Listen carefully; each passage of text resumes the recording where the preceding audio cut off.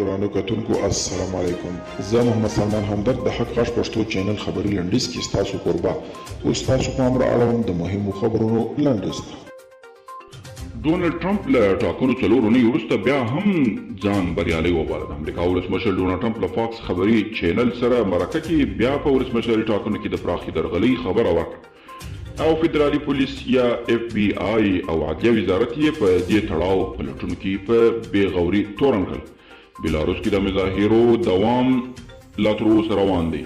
130 کسان په پلازمینه مینسک کې نیول شوي. په بیلاروس کې د اګست میاشتې له نهمې د ولسمشرۍ تر لانجمنو ټاکنو وروسته چې الکساندر لوکاشینکا یې ګټونکی اعلان شوی مظاهرې روانې دي.